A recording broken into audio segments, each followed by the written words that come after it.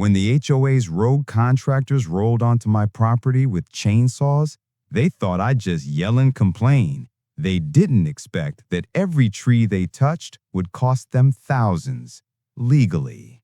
And when the final bill arrived, the HOA almost collapsed.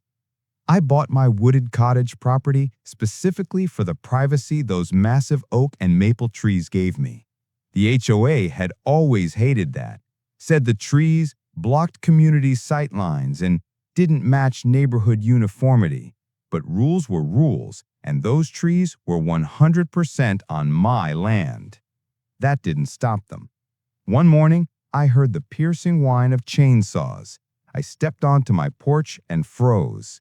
3 contractors were already on my lawn, helmets on, saws running, while an HOA board member stood arrogantly with a clipboard.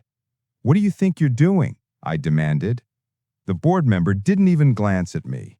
"Removing unapproved trees. These violate HOA visibility standards." I pointed at my property marker stakes. "Everything on this side of the line is mine. You need my consent." He smirked. "We have association authority." They didn't. The moment those chainsaws bit into the first trunk, I grabbed my phone and began filming. Not just for proof, because I knew the law. My county classifies certain mature trees as protected.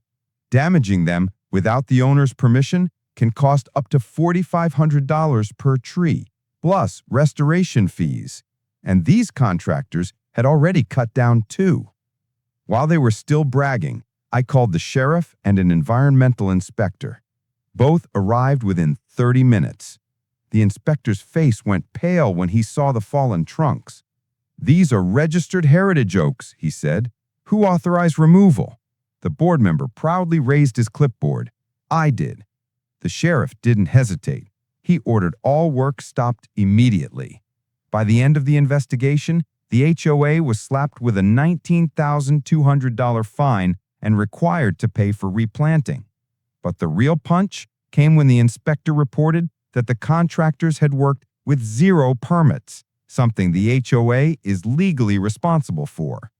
When the final invoice totaled nearly $37,000, the HOA president tried to blame the contractors. Then the contractors blamed the HOA. Neighbors watched as the board publicly fought with each other. A month later, new saplings were planted, paid entirely by the HOA. And their new policy? No landscaping touch without written homeowner approval. You're welcome.